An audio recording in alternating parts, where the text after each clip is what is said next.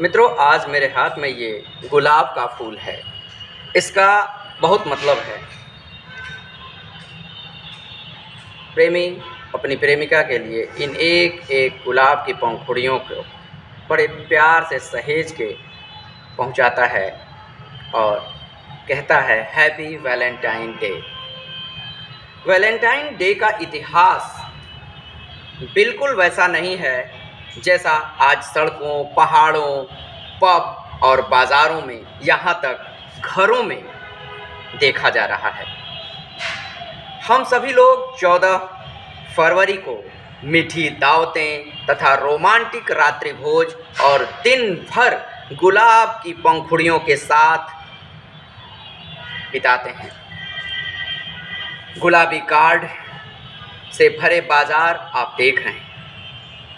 इसके प्रतिकार में कहीं कहीं बजरंग दल भी चर्चा में देखा जाता है।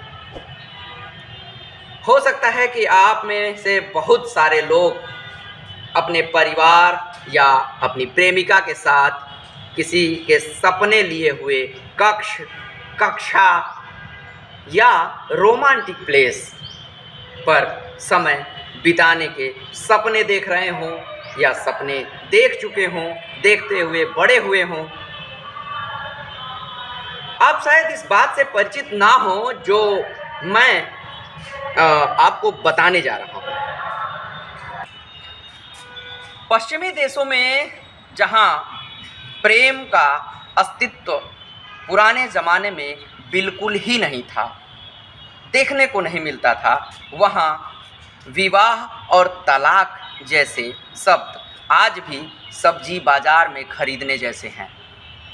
कब शादी हुई, कब टूट गई, कब लोग अलग हो गए, कौन किसका बच्चा है, ये अगर आपको ढूंढना पड़े तो आपको बहुत ज़्यादा कन्फ्यूजन हो जाएगी, क्योंकि हमारे देश में, हमारे उत्तरी क्षेत्र, पूर्वी क्षेत्र में ऐसी स्थिति है कि हम एकल विवाह में विश्वास रखते हैं।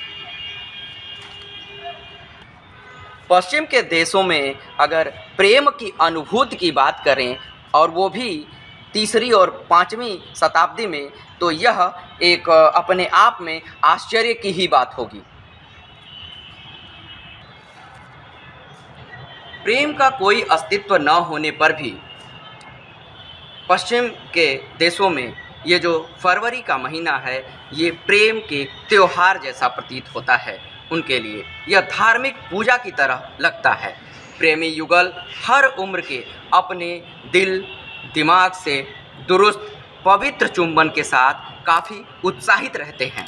इन दिनों यहाँ वैलेंटाइन डे की कथा काफ़ी रहस्यमयी प्रकृति के रूप में देखी जाती है। हर साल ये वी डे फरवरी में ही क्यों आता है? वैलेंटाइन डे की परंपरा कैसे विकसित हुई? यह रूमानी प्रेम से क्यों, कब जुड़ा? और विशेषकर ये वैलेंटाइन डे है क्या? हमने थोड़ी कोशिश की है कि मिथक और तथ्यों को इकट्ठा करके आपको कुछ बता सकूं।